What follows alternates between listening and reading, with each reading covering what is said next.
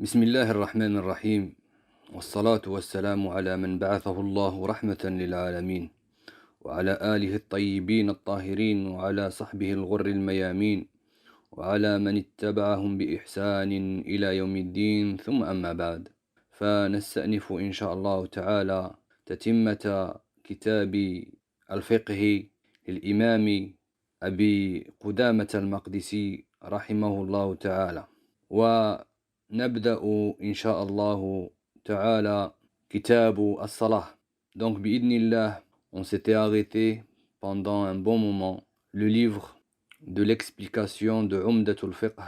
On avait terminé le chapitre de la purification et bi'idnillah, nous continuons l'explication et nous entamons, on rentre dans l'explication du livre de la prière. Donc les cours ne seront pas donnés en direct, ils seront enregistrés puis diffusés sur la chaîne YouTube. Donc, نبدأ بإذن الله تعالى كتاب الصلاة, le livre de la prière. روى عبادة بن الصامت رضي الله عنه قال سمعت رسول الله صلى الله عليه وسلم يقول 5 صلوات كتبهن الله على العباد في اليوم والليلة فمن حافظ عليهن كان له عهد عند الله أن يدخله الجنة ومن لم يحافظ عليهن لم يكن له عند الله عهد إن شاء عذبه وإن شاء غفر له. Donc ici, le muallif rahimahullah ta'ala commence par hadith Ubadah ibn Samit radiyallahu anhu wa ardah, qui a été rapporté par l'imam Malik, l'imam Ahmed, Abu Daoud, Nasa'i wa ghayruhum, avec une bonne chaîne de transmission. Et les hommes dans cette chaîne de transmission, c'est les hommes qui se trouvent dans As-Sahihayn, c'est-à-dire Al-Bukhari ou Muslim. Walahu turuq, il a d'autres versions ce hadith et il a aussi des shawahid. Le prophète alayhi salatu wassalam, il dit 5 salawat. Allah a prescrit 5 prières pour les serviteurs durant le jour et la nuit. Quiconque préserve ces 5 prières, il aura un ahd.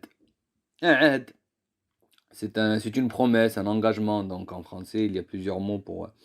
Il aura une promesse auprès d'Allah subhanahu wa ta'ala pour que Allah jalla wa ala le fasse l'introduit au paradis. Préserver la prière, mes frères et mes sœurs, c'est préserver ses piliers, préserver ses conditions, préserver son heure. Et vous savez très bien que le prophète alayhi salam, il dit Khayrul a'mali as-salatu fi waqtiha, la meilleure des actions est la prière en son heure. Et le muhafadha, c'est plus important que l'ada, c'est-à-dire prier et préserver la prière à un degré plus important. D'accord? Ce n'est pas simplement la faire. Celui qui la préserve aura une promesse auprès d'Allah subhanahu wa ta'ala. Si Allah désire le châtier, il le fera. Et s'il désire lui pardonner, il lui pardonnera. Donc mes frères et mes sœurs, les 5 prières sont une obligation concernant un musulman baligh, un musulman qui a atteint l'âge de la puberté, aqil, et qui est doué de raison. Et ceci est un ijma'. Le ijma' il a été rapporté dans Bidayatul Mujtahid, dans Maratib al-Ijma', dans Al-Mughni, ce ijma'-là, dans Al-Sharh al-Kabir ma al-Insaf. Et Ibn Taymiyyah rahimahullah ta'ala dans Majmou' al-Fatawa, volume 10, il rapporte ce ijma'. Comme quoi, c'est une obligation pour le musulman responsable et doué de raison. Donc, le kafir, c'est-à-dire ghayrul muslim, le kafir, cette obligation ne le concerne pas.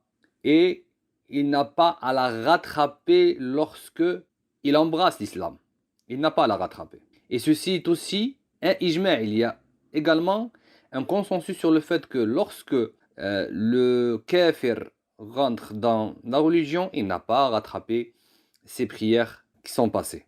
Ce ijma' il a été rapporté dans Al-Mahalli, l'Ibn Hazm, rahimahullah ta'ala, dans le Mughni, dans Majmou' al-Fatawa également, et dans Sharh al-Umda d'Ibn Taymiyyah, rahimahullah ta'ala. Donc le kafir n'a pas à rattraper ses prières. Mais ceci ne veut pas dire qu'il ne sera pas questionné dessus le jour de la résurrection. Le kafir sera questionné sur la prière qu'il n'a pas priée le jour de la résurrection. D'accord? Fil akhirah. Allah subhanahu wa ta'ala dans le Coran, وهو يتكلم عن المشركين ما سلككم في سقر قالوا لم نكن من المصلين قالوا لم نكن من المصلين. Allah subhanahu wa ta'ala, il questionne les mouchriquines, il dit c'est qu'est-ce qui vous a poussé à cheminer sur Saqar, à marcher dans Saqar. Saqar, c'est fi Jahannam, c'est en enfer. Ils ont dit on ne faisait pas partie de ceux qui priaient. On ne faisait pas partie du nombre de ceux qui priaient. Donc, cela est dans Surat Al-Muddathir. غير البالغ, celui qui n'a pas atteint l'âge de la puberté. وهو الصغير, qui est l'adolescent, l'enfant. Cette personne, l'enfant, n'est pas désigné par cette obligation. Cette obligation ne lui incombe pas. Aussi, غير العاقل, le fou, celui qui a perdu la raison, il n'est pas concerné par cette obligation. Al-Majnoun. Donc لا يجب عليهم أداؤها لقوله صلى الله عليه وسلم رفع القلم عن 3 عن النائم حتى يستيقظ وعن الصبي حتى يحتلم وعن المجنون حتى يعقل يعني le prophète عليه الصلاة والسلام, il dit la plume a été levée, c'est-à-dire que les anges n'écrivent pas ce que ces 3 personnes font jusqu'à ce qu'ils se réveillent, d'accord? Donc il y a le dormeur, celui qui dort jusqu'à ce qu'il se réveille. Il y a l'enfant jusqu'à ce qu'il atteigne l'âge de la puberté. Et il y a le fou, celui qui a perdu la raison, jusqu'à ce qu'il reprenne sa raison. D'accord? Jusqu'à ce qu'il retrouve sa raison. ولا يجب عليهم قضاؤها. هؤلاء لا يجب عليهم قضاؤها. وهذا بالإجماع. Et ceci fait aussi l'objet d'un consensus. Ijma', ces gens-là ne doivent pas rattraper leur prière. الإجماع ورد في المغني وكذلك في مجموع الفتاوى, donc volume 3, Cheikh Islam Taymiyyah rahimahullah ta'ala. Et concernant le majnoun, il y a khilaf shadh, il y a un khilaf shadh concernant le majnoun.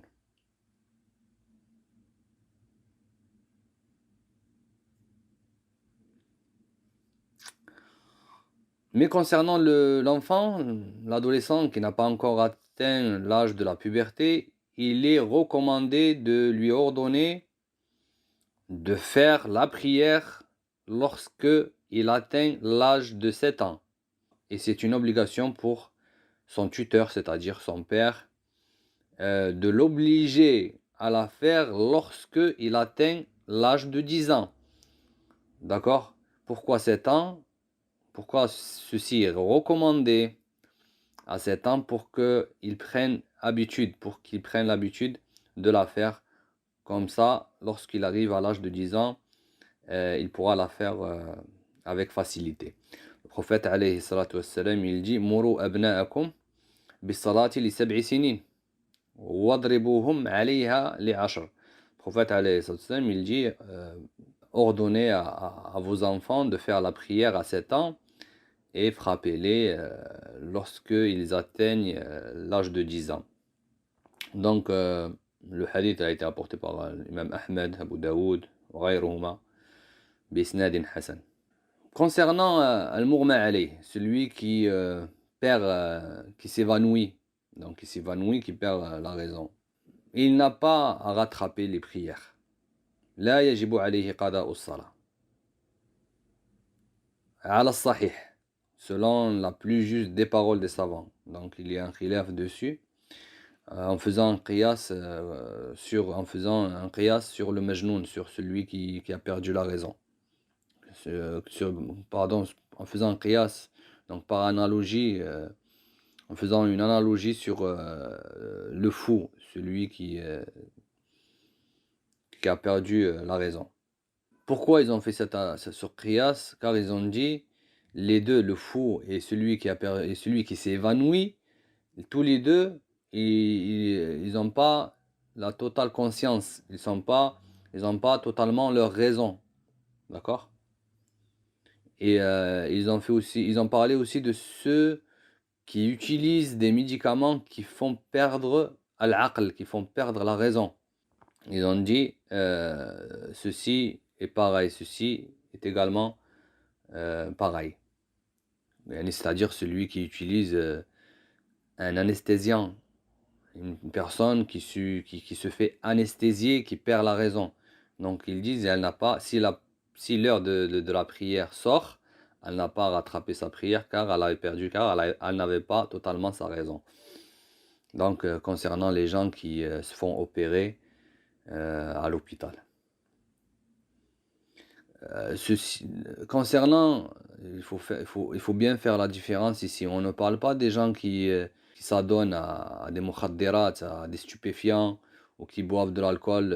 On ne parle pas de ces gens qui utilisent des choses non légiférées. Alladhina yata'atawna lil mukhaddirat. D'accord? Sans nécessité, sans bidouni haja. Donc ces gens-là, ils doivent rattraper la prière. Ces gens-là qui s'adonnent à ces choses-là, à ces choses interdites, doivent rattraper leur prière. Car pourquoi on dit cela? Ils n'ont aucune excuse valable, légitime. Ils n'ont pas d'excuse. Ces choses-là ne font pas l'objet de divergence. Et ceci a été rapporté dans le Mourni. Cette mas'ala a été rapportée dans le Mourni et aussi dans l'Insaf. Ce qu'il faut savoir aussi, c'est que les médecins qui utilisent, qui font ces opérations-là, doivent faire attention à une chose, c'est ne pas négliger les heures de la prière lorsqu'ils font ces opérations-là. Donc si par exemple il reste une demi-heure pour Dhuhr, il faut qu'ils attendent au moins que la personne fasse son Dhuhr, puis ils entament l'opération. Donc il faut qu'ils fassent attention à l'heure des prières. D'accord? C'est pas la personne, elle va se faire opérer, il reste 10 minutes pour Dhuhr et on lui injecte l'anesthésie. Donc d'accord, il faut faire très attention à cela. Ensuite, Al-Mu'allif rahimahullah ta'ala il dit illa al-ha'idha wa nufasa, sauf la femme qui a ses menstrues et la femme qui a ses lochés. Donc ces gens-là ne doivent pas faire la prière. Le caractère obligatoire de la prière ne les concerne pas. Et leur prière, s'ils la font en cet état, n'est pas acceptée. Et ceci fait l'objet d'un consensus. فَمَنْ جَحَدَ وُجُوبَهَا لِجَهْلِهِ عُرِّفَ ذَلِكَ. Il dit, celui qui renie son caractère obligatoire de par son ignorance, on lui montre le caractère obligatoire de la prière. D'accord? On lui montre. وَهُوَ مَعْذُورٌ. D'accord, cette personne-là qui ne connaît pas le caractère obligatoire de la prière, il est excusé auprès d'Allah subhanahu wa ta'ala. Min ajil jahl, de par son jahl, car il ignore cela. Après, bon, pour le takfir, il faut regarder dawab al-takfir al-mu'ayyan, concernant l'udhr bil jahl, est-ce qu'il est excusé ou pas, après, c'est un long sujet à traiter, et le juhud, c'est renier quelque chose. Mais bon, l'udhr bil jahl ici concerne une personne qui vient d'embrasser l'islam et qui connaît pas. Bon, donc il y a des dawabit. Donc c'est pas ليس العذر بالجهل على الإطلاق هنا. Donc ici, c'est le udhr bil jahl n'est pas absolu dans cette question de l'obligation de la prière. Une personne qui vient de rentrer dans l'islam ou une personne qui vit dans une île lointaine n'a pas le même jugement qu'une personne qui vit parmi les musulmans, d'accord? Donc le udhr bil jahl n'est pas accepté pour tout le monde, ce qu'il faut bien le souligner. وإن جحدها عنادا كفر وهذا مجمع عليه. Et donc s'il la renie par obstination, il mécroit, et ceci fait l'objet d'un consensus. s'il s'obstine à la renier, à ne pas prier, il devient mécréant. هذا مجمع عليه. Ceci fait l'objet d'un consensus. Et donc, ce consensus a été rapporté par Ibn Hazm dans Ad-Durra fima yajibu i'tiqaduh, dans Majmou' al-Fatawa aussi, d'Ibn Taymiyyah, dans Al-Furu' d'Ibn Muflih aussi. يعني celui qui renie la prière inadan, يعني c'est-à-dire inadan, يعني par obstination, il est entêté, il contredit les nosos en disant non, moi je ne prie pas. Donc هذا يكفر إجماعا. ثم قال المؤلف رحمه الله تعالى ولا يحل تأخيرها عن وقت وجوبها. Et donc il n'est pas autorisé de la retarder de son heure obligatoire. Il n'est pas autorisé de la retarder lorsque son heure obligatoire entre. Donc il n'est pas autorisé à retarder la prière obligatoire, c'est-à-dire les 5 prières obligatoires. لقوله سبحانه وتعالى إن الصلاة كانت على المؤمنين كتابا موقوتا. هذا في سورة النساء. ولما روي عن النبي عليه الصلاة والسلام من حديث أبي قتادة رضي الله عنه وأرضاه أما إنه ليس في النوم تفريط إنما التفريط على من لم يصلي الصلاة حتى يجيء وقت الصلاة الأخرى. حديث رواه مسلم وهذا مجمع عليه. D'accord. Et on a dit que la meilleure des actions est la prière en son heure. D'accord. Concernant les gens qui pas les gens qui travaillent, concernant les gens qui sont malades, concernant les gens voyageurs, ceci ne les concerne pas. D'accord. يعني الصلاة في وقتها إن الصلاة كانت على المؤمنين كتابا موقوتا. C'est-à-dire que la prière est certes pour les croyants un kitab, يعني quelque chose d'obligatoire à des heures bien définies. Ceci ne concerne pas le malade ou le musafir ou le voyageur. Et celui qui travaille, mais qui travaille, c'est-à-dire concernant, on parlait tout à l'heure d'une personne qui fait des opérations, un chirurgien, donc il est en pleine opération, on ne peut pas lui dire c'est bon, tes outils, tu vas faire ta prière et tu laisses le malade, d'accord? Donc il y a des choses à... C'est pas toute personne qui a cette obligation de prier la prière en son heure. On peut lui dire pose ton scalpel et vas-y, va prier. La personne, elle fait ce qu'elle peut faire. Elle fait de son mieux pour prier à son heure concernant le malade et le voyageur. Taïb. Tout cela en se basant sur la parole d'Allah subhanahu wa ta'ala. fattaqullaha mastata'tum. ولقوله صلى الله عليه وسلم إذا أمرتكم بشيء فأتوا منه ما استطعتم. حديث رواه مسلم. إلا لناو جمعها. Voilà. Après, sauf celui qui a l'intention de les regrouper, c'est-à-dire de regrouper ses prières. Donc il est autorisé de retarder la prière d'une prière jusqu'à une autre prière, comme le Dhuhr avec l'Asr.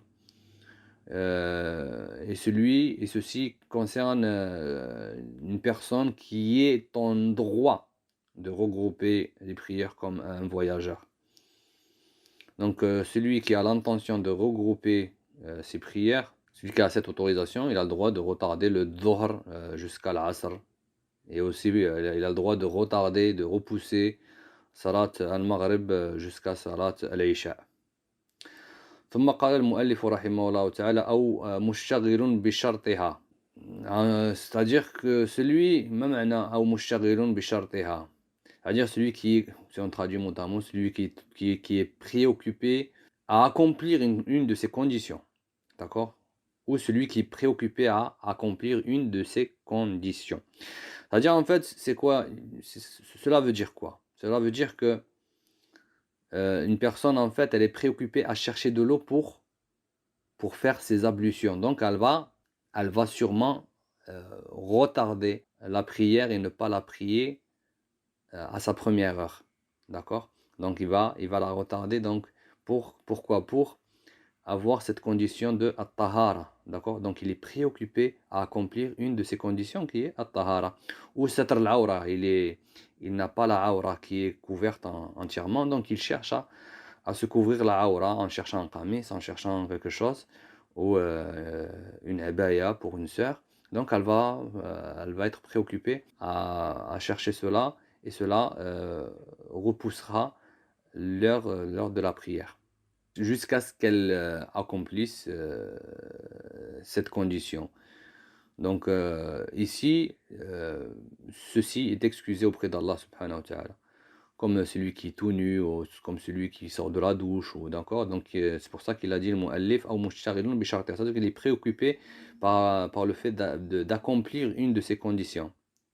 Jamahir al-ilm, donc la majorité des gens de science, ont dit qu'il n'est pas autorisé à retarder, il n'est pas autorisé de retarder la prière jusqu'au point où son heure obligatoire, son heure prescrite soit dépassée pour accomplir une de ces conditions. Ils disent ceci n'est pas autorisé. Les gens ont dit ceci n'est pas une excuse de chercher à accomplir une de ces conditions pour retarder la prière. Ils disent si la personne craint que l'heure de la prière soit dépassée, il doit prier selon sa situation. Il doit prier selon sa situation. Et ceci est la plus juste des paroles. Donc, pourquoi ils ont dit cela? Ils ont dit car Allah subhanahu wa ta'ala, ils ont dit que celui qui ne trouve pas l'eau pour prier, il doit faire tayammum. D'accord? Donc, si tu ne trouves pas d'eau, tu ne vas pas négliger la prière pour chercher de l'eau. Donc, ils disent tu dois prier avec tayammum. Allah t'a donné cette autorisation. فلم تجدوا ماء فتيمموا صعيدا طيبا. Donc أمر الله سبحانه وتعالى بالتيمم لأداء الصلاة في وقتها ولم يبح تأخيرها سبحانه وتعالى عن وقتها من أجل التطهر بالماء. D'accord? Donc Allah subhanahu wa ta'ala n'a pas, يعني الجمهور العلماء ils disent Allah n'a pas donné cette autorisation à la personne d'aller chercher, d'aller se préoccuper à chercher l'eau pour prier, alors que Allah subhanahu wa ta'ala lui a donné l'autorisation de faire التيمم. وهذا ظاهر السنة. Donc c'est ce qui apparaît de la sunna, et c'est ce avec quoi les sahaba œuvraient radiyallahu anhum wa ardahum. Certains disent que c'est un ijma' de sahaba radiyallahu anhum, c'est un ijma' des sahaba radiyallahu anhum, comme quoi la personne ne doit pas être préoccupée par une condition de la prière pour retarder la prière. Et ceci concerne aussi le musafir, ceci concerne aussi le voyageur. Il n'a pas été prouvé que le prophète alayhi salatu wassalam, ni l'un de ses compagnons, comme quoi ils avaient retardé la prière jusqu'à ce que son temps prescrit, son temps obligatoire sort pour chercher l'eau et se purifier. D'accord? Au contraire, le prophète alayhi sallam a fait le tayammum, il a fait le tayammum pour ne pas laisser le temps de la prière obligatoire passer. Et aussi, il a été rapporté que Ibn Omar radiallahu anhuma, il a fait le tayammum alors qu'il était proche de Médine. Il se rapprochait de Médine et il n'avait pas l'eau, donc il pouvait très bien retarder sa prière de l'Asr, c'était l'Asr, jusqu'à ce qu'il rentre à Médine et prier l'Asr. Non, mais qu'est-ce qu'il a fait? Il a fait le tayammum en chemin avant d'arriver à Médine, et il a prié l'Asr, puis il est rentré à Médine. D'accord? Et il n'a pas refait sa prière de l'Asr. Et le hadith, il a été rapporté par Al-Bukhari Mu'allaqa. D'accord? فإن تركها تهاونا بها استتيب ثلاثا. Donc c'est très important ici. Donc ici en fait le mu'allif il rentre dans le statut de celui qui délaisse la prière. Il dit فإن تركها تهاونا بها استتيب ثلاثا. Si la personne délaisse la prière par négligence, par insouciance, par inattention, on lui demande de faire la tawbah 3 fois. Donc celui qui délaisse la prière, par négligence, kasalan, yani par fainéantise, comme on dit cela, euh, sans lui donner de l'importance, mais en l'approuvant, d'accord, en l'approuvant et en approuvant son caractère obligatoire. Le wali al-amr, ou son suppléant, on lui demande de se repentir et de prier, d'accord? Et il répète cela 3 fois. Cette demande, il lui demande 3 fois de se repentir. 3 مرات. فيقول له تب إلى الله سبحانه وتعالى وصلي في وقتها وصلي الصلاة في وقتها وإلا قتلناك. Il lui dit comme ça. وإلا قتلناك. والدليل على هذه الاستتابة, donc la preuve de cette istitaba, ce qui a été rapporté par Ibn Omar رضي الله عنهما أنه ذكر له رجل يرتد فقتل فقال أفلا حبستموه 3 وأطعمتموه كل يوم رغيفا واستتبتموه لعله يتوب ويراجع أمر الله.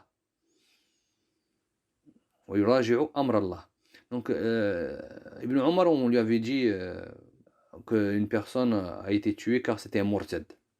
Et il a dit, radiyallahu anhu wa ardah, il a dit, est-ce que vous l'avez habastumuhu thalathan, est-ce que vous l'avez mis en prison 3 fois en lui donnant à manger chaque jour, raghifan, c'est-à-dire un morceau de pain, et vous lui avez demandé de se repentir, peut-être il se serait repenti et il aurait revu l'ordre d'Allah subhanahu wa ta'ala au fond de lui. Puis il a dit, radiyallahu anhu arda, Allahumma inni lam ahdur. Il a dit, oh Allah, je n'étais pas là, je n'ai pas assisté à cela. Et je n'ai rien ordonné de cela. Et je n'accepte pas cela si on me l'avait informé, si on me l'avait rapporté. D'accord.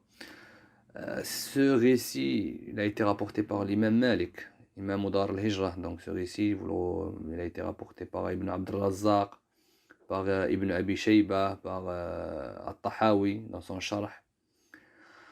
Et son isnad, il est daif. Mais bon, yusta'nasu bihi. Donc on l'a cité ici pour montrer que la personne elle faisait al-istitaba 3 fois.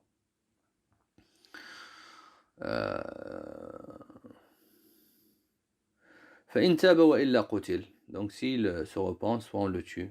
Donc لردته, donc يقتل ردة. Car pourquoi يقتل ردة? Concernant celui qui ne prie pas, c'est soit on le tue riddatan, soit il est tué par le wali al-amr, par le dirigeant, على إصراره على ترك الصلاة حتى يخرج وقتها وعلى إنكاره فريضة, يعني il renie son caractère obligatoire. Il renie son caractère obligatoire. Il dit la prière n'est pas obligatoire, je ne prie pas. Donc cette personne, on applique la sentence quand et son jugement est un jugement d'apostat. Donc ceci est le chapitre de As-Salah.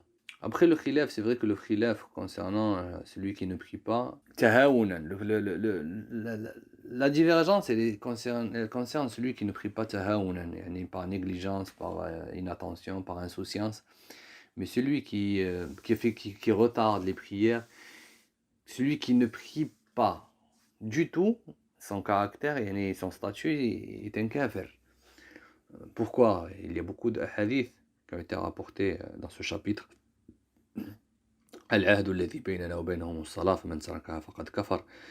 L'engagement qui nous différencie entre nous et eux, c'est la prière. Celui qui la délaisse aura mécru. Le prophète alayhi wa sallam, faqad kafar. Donc as-salah ahd. Donc ahd, c'est un engagement. Le hadith ma salakakum fi saqar qu'on a cité, qu'est-ce qui vous a fait cheminer dans saqar? Saqar yani fi jahannam. العهد الذي بيننا وبينهم الصلاة فمن تركها فقد كفر. Il y a plusieurs hadiths qui montrent que celui qui délaisse la prière complètement est un kafir. Après il y a la prière, personne qui le khilaf il est sur la prière, la personne qui ne prie pas tahawunan, elle va prier un jour, Elle va prier le Asr, elle va regrouper les prières, donc cette personne-là, il y a divergence dessus entre les savants. Donc pour l'imam Ahmed, pour lui, l'imam Ahmed, c'est le plus dur dans ce chapitre parce que bon, pour lui, qu'il retarde la prière ou pour lui, c'est un murtad.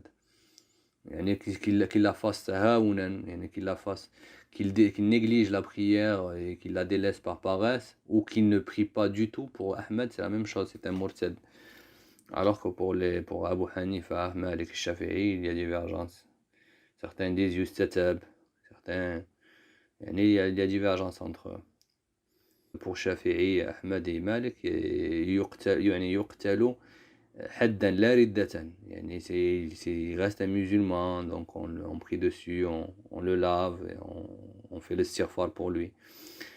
Donc voilà, pour montrer ici, le Moussannif rahimahullah ta'ala montre ici dans ce chapitre que la prière est obligatoire et qu'il faut la faire en son temps prescrit. Donc Inch'Allah, on continuera بإذن la prochaine fois. باب الأذان والإقامة. باب الأذان والإقامة. سبحانك اللهم وبحمدك نشهد أن لا إله إلا أنت نستغفرك ونتوب إليك. والسلام عليكم ورحمة الله وبركاته.